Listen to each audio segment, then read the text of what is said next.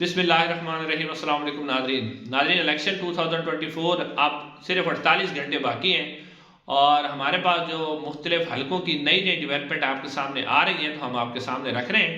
नाज़रीन इस वीडियो के अंदर मैं डिस्ट्रिक्ट खानेवाल का इससे पहले एक हल्के की डिटेल आपके सामने रख चुके हैं।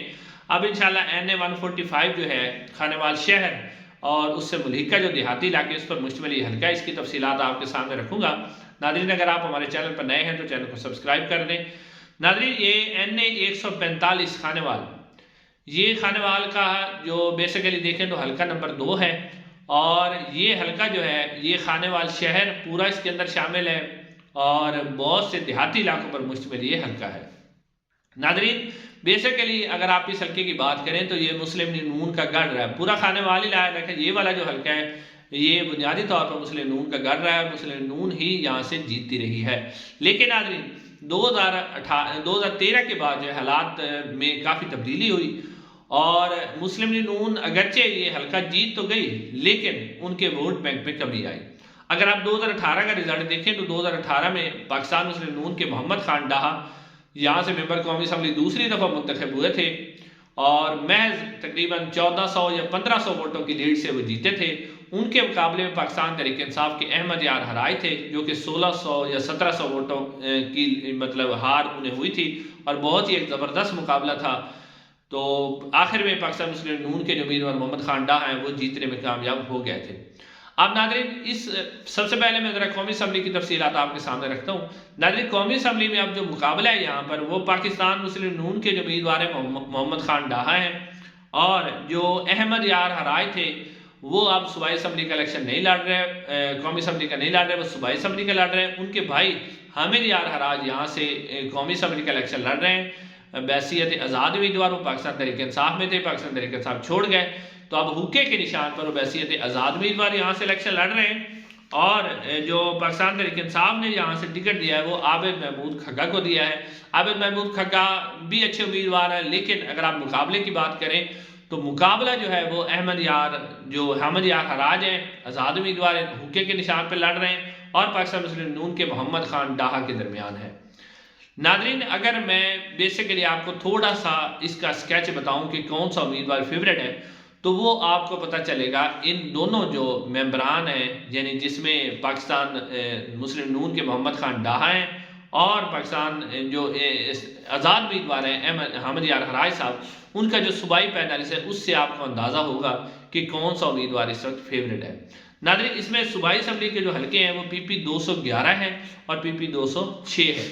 सबसे पहले हम PP 211 की बात करेंगे। ये जो PP 211 है ये खानेवाल शहर पर मुश्तमिल हल्का है।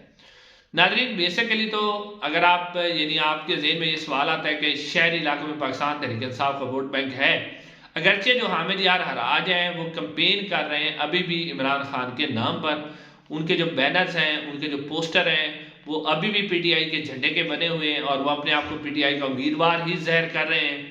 लेकिन नाज़रीन अब उन्होंने जो सूबाई असम्बली का उम्मीदवार लिया है PP 211 में से वो मोहम्मद अली शेख साहब को लिया है। अगरचे पाकिस्तान यानी अगर आप खानेवाल की बात करें, खानेवाल शहर के अंदर शेख बिरादरी का वोट बैंक है और उन्होंने भी एक तगड़ा उम्मीदवार लिया, पहली दफ़ा वो इलेक्शन लड़ रहे हैं लेकिन उनके मुकाबले में जो पाकिस्तान मुस्लिम नून के सूबाई असम्बली के उम्मीदवार हैं PP 211 में से राणा मोहम्मद सलीम, वो ज़्यादा तकने। राणा मोहम्मद सलीम बेसिकली हराज ग्रुप के ही उम्मीदवार थे लेकिन क्योंकि हराज को फिर पाकिस्तान तहरीक इंसाफ में चला गया, उन्हें टिकट नहीं दिया, वो मुस्लिम नून में चले गए। तो बेसिकली आप खानेवाल शहर की अगर बात करें तो यहाँ पर जो है हराज ग्रुप PP 211 के अंदर कमज़ोर लग रहा है और राणा मोहम्मद सलीम जो है पाकिस्तान मुस्लिम लीग नून के जो उम्मीदवार हैं वो तगड़े लग रहे हैं। लेकिन नाज़रीन हराज ग्रुप को यहाँ पर जो खामोश हिमायत हासिल है वो नूरीन निशात डाहा की भी हासिल है। नूरीन निशात डाहा इससे पहले भी जो है वो सूबाई असम्बली का इलेक्शन यहाँ से लड़ चुकी है और हार भी गई थी। लेकिन अगर आप रिजल्ट मुकम्मल तौर पे निकालते हैं तो जो PP 211 खानेवाल शहर का हल्का है यहाँ पर हराज ग्रुप का वोट बैंक कम है और डाहा जो वोट बैंक है वो ज़्यादा है।